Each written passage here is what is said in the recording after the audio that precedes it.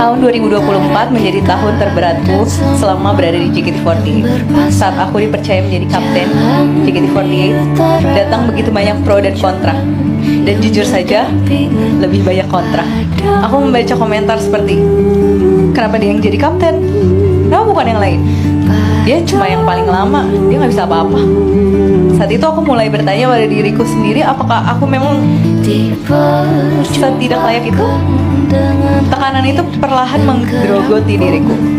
Aku sampai kehilangan jati diri.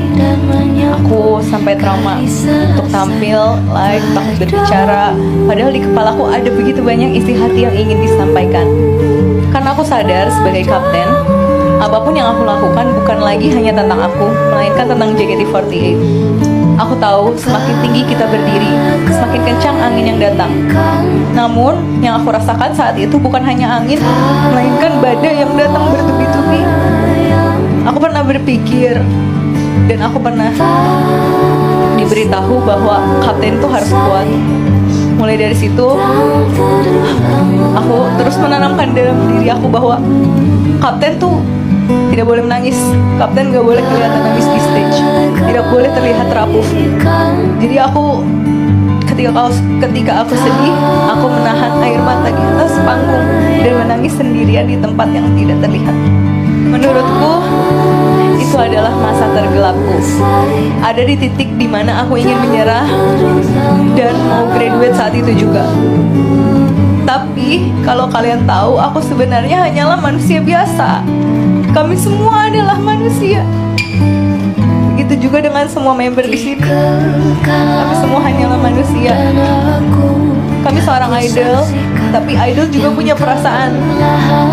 Kami tidak pernah meminta untuk selalu dimengerti, karena kami sadar ini adalah sebuah konsekuensi. Namun, dengan tulus aku ingin berkata, tolong hargai setiap usaha dan kerja keras kami. Di tengah semua itu, aku bertanya pada diriku sendiri, apa yang masih bisa aku lakukan untuk JKT48? Untuk para member JKT48, aku tahu mungkin aku bukan seorang sosok kapten yang sempurna. Namun satu hal yang bisa aku janjikan, aku memimpin kalian dengan hati. Aku ingin menjadi kapten yang kuat, namun juga dekat secara personal sama kalian.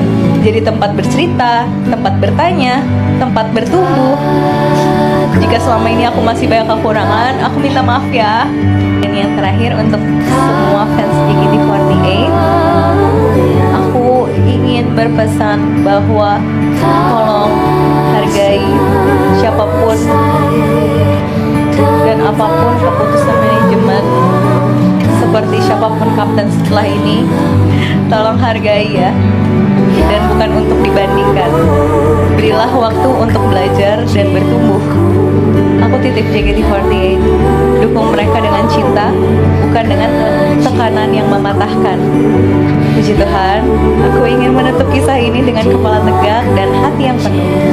Kemanapun aku melangkah, aku akan selalu membawa nama baik JKT48. Saya, Shani Gracia, pamit dari JKT48. Terima kasih dan mohon dukungannya selalu untuk kedepannya.